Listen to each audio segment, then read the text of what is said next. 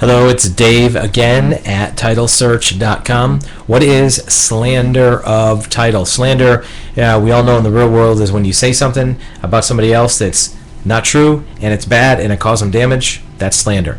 So what is slander of title? Well, that is very similar, except for it has to do with the status of a property. If you say that a property has a lien on it and it doesn't, and that causes damage to really anybody, but usually the property owner, then that could be slander of title, and the person who causes that damage may have liability.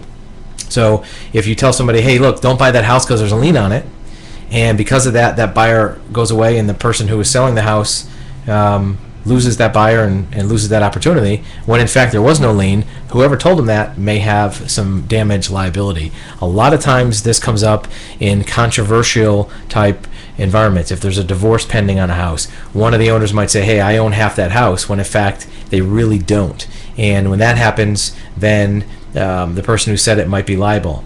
By the same token, slander of title can also occur when somebody says that there isn't a claim on a property when there actually is a claim. For example, if I have a property and I have a mortgage and I tell you, look, there's no mortgage on this house. That mortgage from, let's say, Wells Fargo is paid off and they don't have any claim to my house. Well, if that causes damage to Wells Fargo because I'm able to sell it to you and then they have trouble getting their money from me, I actually caused slander of title because I disparaged the claim of the mortgage company. The same thing that happens going back to the divorce scenario. If, let's say, I have a wife and we're married and we have this property that we own together, and I say to somebody, look, I own this house all by myself. There's nobody else that has any kind of claim to this property, so I'm going to sell it to you. I am the only one that has to sign the deed. I actually just slandered the title for my spouse because I did not tell you that she had a claim or claim that her ownership was cleared. So that could be slander of title. In almost every state, there are very specific remedies and consequences for somebody who does slander a title. It could be paying the damages that are caused. It may also involve paying attorney's fees for somebody to fix the problem.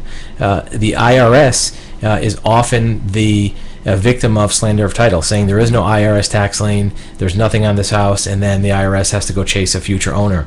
Actual damages can be pretty severe if somebody loses a buyer or that property claim and collateral disappears. Slander of title can go either way. It could be saying there's a lien on a house when there's not, or it could be saying there is no lien or claim on a house when there actually is, and that person who had the claim loses out on their collateral. Another area to be very careful is on foreclosure defense. If you are a homeowner who has a mortgage that you're contesting, and if you say, look, this mortgage is not valid on the house and XYZ lender doesn't have a claim to my house, well, you better make sure that that's true, because if you say that and something happens to the mortgage company who has a claim and it turns out that they're damaged, they may have some recourse against the person who did that slander of title. So trying to do sometimes quiet title or some other foreclosure defense, you want to be careful not to run the risk of slandering the title that the mortgage company has for their collateral on the property.